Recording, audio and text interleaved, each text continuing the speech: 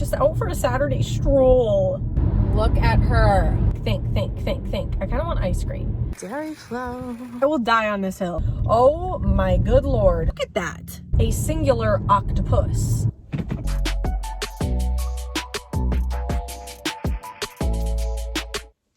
Hello, wonderful human beings. Welcome back to my YouTube channel.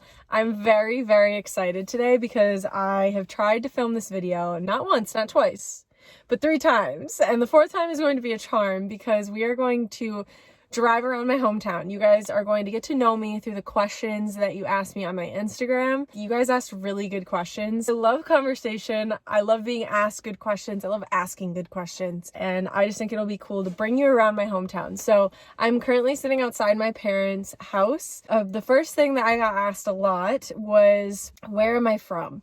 I am from a town called Escanaba, Michigan, and it is in the Upper Peninsula of Michigan. I was born and raised here. I have been living in Milwaukee for the past 3 years, but I am now home for a couple weeks while I build out a van and get ready to do van life and travel across the country. So just super exciting stuff. So let's get right into the questions and the video, and we're just gonna go for a nice little drive. Safety first, everybody.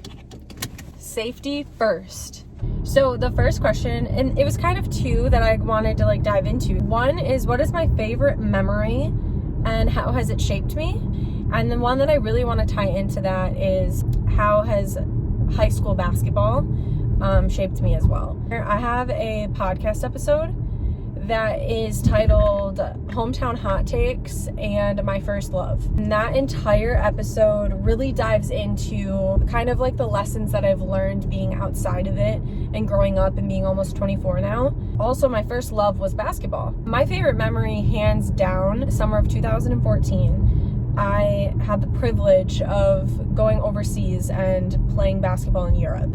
The culture, being able to really dive into another culture at such a young age and to connect with these people through a common sport was just so neat. The host families that I got to spend time with, you learn these cultures all through the game of basketball. It's truly beautiful. There's so many things I could dive into it with, and maybe I will on my podcast if that's something that you guys really want to hear about that trip regarding my relationship with basketball and how it shaped me as a human being. Go check out that podcast episode. And if you want to hear more about just my hometown in general. All right, everybody, it's a stop sign. Stop. Go both ways. Blinker is on. Turn. The other question that I got kind of regarding high school was how life has been since after high school. And honestly, life after high school was hard. I lost my brother when I was 19. It gets worse before it gets better, folks. It was very, very, very difficult. Things came to a head with my relationship with basketball in a way that I never thought would happen.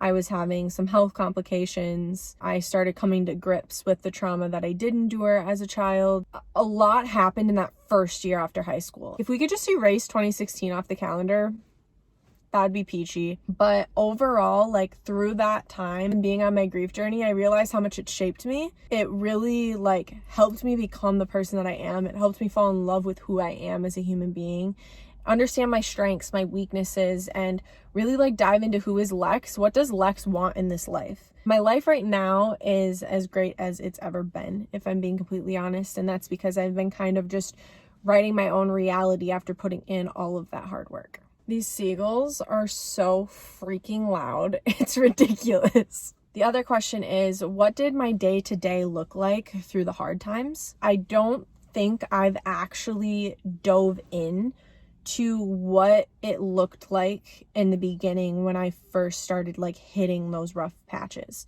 My second semester freshman year, I was having complications with my asthma. I was diagnosed with severe asthma before I went into college, and it started progressing and getting way worse. I was sleeping way too much, and I was pushing myself to a point where my body could not keep up. And when I couldn't get cleared to play, I thought my life was over in that moment. Basketball was my coping mechanism. It was my identity.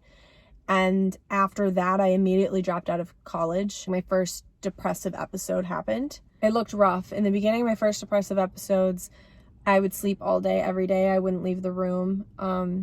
It was hard for me to get out of bed. It was hard for me to shower. I stopped eating.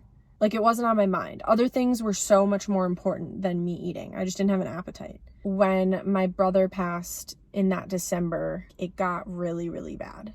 Things fell apart the end of 2016, and all of 2017 is kind of a blur to me. First year of my grief journey was tough, and what that kind of looked like day to day, I coped with working.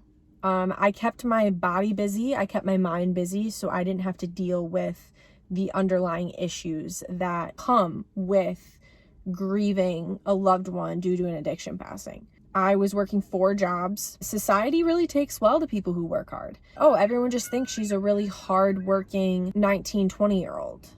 But truthfully, I was running away from it all. I wasn't accepting what was really happening in my life, and it damaged a lot of things, for sure. I just ran myself into the ground. I got into a relationship, and that made things a lot more complicated in my mind. I was dependent to a certain level, but I was very independent in other ways. I didn't want to burden my problems and my issues on other people. I was completely and utterly exhausted. And that went on for a very long time. 2018, I went to Milwaukee. I was still working 2 jobs. I was working upwards of like 70, 75 hours a week. When God started bringing people into my life, got me into grief groups, got me to understand what I was doing to my body and how unhealthy it was, and to start coping, to start accepting. The art of acceptance is huge. My day-to-day started changing. Okay, we're gonna start driving. We're gonna get out of the beach. While I answer a little bit more lighthearted questions, because that got deep really quickly. So a good segue is, I had a few people ask me what got me into podcasting. Once I accepted the fact that my brother was gone, and I really started looking into how addiction in my life has affected me growing up, I needed something therapeutic for me. In journaling, right? A lot of people journal. My thoughts were going way too fast for me to journal at the time. So I started audio recording myself, or just right on my phone. What if I just like got vulnerable to the world? That's what I did. I've never looked back since. I've seen like the power and vulnerability when you share your story with the world. It's just very well received. This sun is like another animal currently.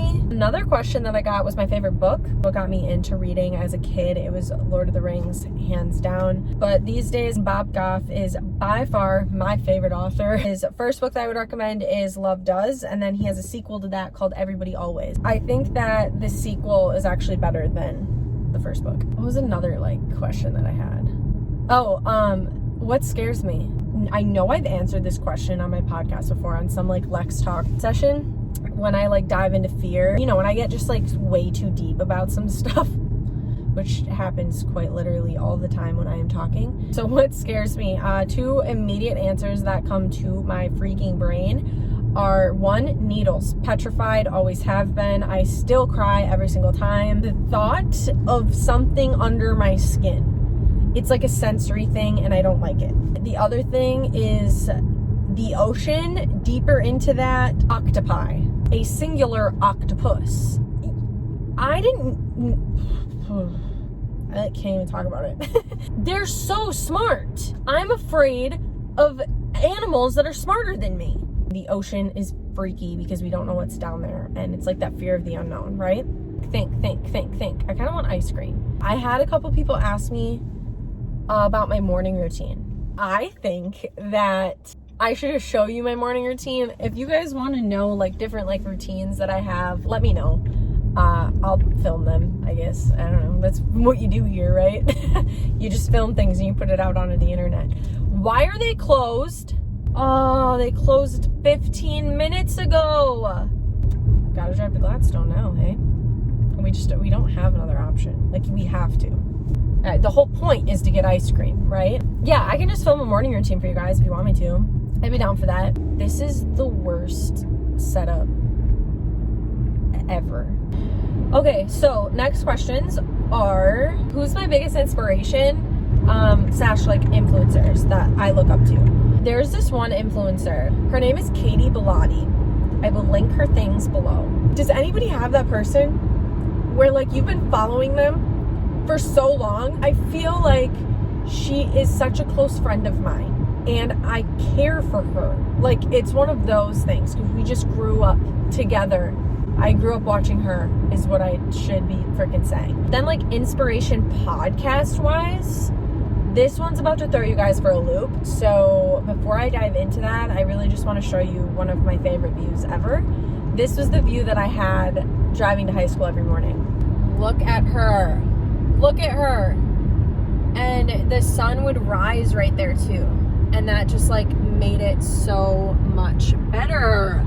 Like an inspiration in the podcast world is Alex Cooper. I listen to Call Her Daddy. I've been listening to Call Her Daddy since before, like way back when her and Sophia were on. It's a comedy sex podcast. Very different from like what I do, right? But when you see a female who's around my age be so comfortable and so confident with what they do. It's like a 20-something who has one of the #1 podcasts in the world. Like, okay, say what you want about it. You cannot like her content. Like, the one thing you cannot say is that she isn't, like, winning. Where do I want to be in 5 years? I'm about to turn 24 next month. So that means in 5 years, I will be turning 29. I'm using the next 5 to 6 years to be so spontaneous. I want to taste as much as possible. And then at 30, I want to be able to have more like personal roots down, right? Settle down to a certain location, starting to like looking at having kids if God so blesses me with them. If I'm just looking in like in a perfect world, that's where I want to be. Professionally, I want to inspire, I want to create, I want to destigmatize addiction and grief. And just learn as much as possible from the people that God put in my path and hopefully teach to those that, you know, God puts me in their path. And that's like a lifelong thing, right? The dairy flow, everybody. Oh my gosh, it's so busy. Oh. Does anyone ever like drive somewhere and then see how busy it is and you're like, yeah, I can like do without. Look at how pretty that is. I noticed there's like this new mural. Look at that. Gladstone, Michigan. Look at you. The next question that I have while I sit and wait for this line to go down is, where does your confidence stem from? / how are you so comfortable with yourself? I spend time with myself. I know what's wrong with me. Therefore, I don't put too much into what other people say is wrong with me because I'm very aware of the areas that I need to work on, and I do work on them now. A really good place to start is spending that time with yourself. Hype yourself up, self-affirmations, as cheesy as that is, but really like dive into those really, really hard parts of you. I am a very opinionated person. I am very outspoken. I'm a very controlling person. I've lacked control to a certain extent in my life. As being somebody who is affected by addiction but does not have addiction, I developed a lot of controlling tendencies in my life, a lot of manipulative tendencies, and diving into that has been very beneficial for me in understanding not just how I am, but the why behind it. Like when you accept those deep issues with yourself, somebody else telling you, you can be so comfortable in speaking on it. I've already gotten vulnerable with myself on it. So then your confidence is already within yourself. Understanding my feminine energy has come in like literally the past couple years. I was never really in touch with that. And that has helped my confidence so much. Balancing out your energy. Look deeper into the whys behind things, right? And then you're going to find this sense of confidence within yourself, and it's beautiful. Like, it's absolutely beautiful, okay? I have more conversations with myself than I have with other people, and that's where it stems from. Like, that's how you get comfortable in your own skin, is knowing exactly who you are. Let me know in the comments if you would love to hear more on confidence. Sneak you guys out to go and get ice cream. So excited. Dairy flow. Hello, you guys.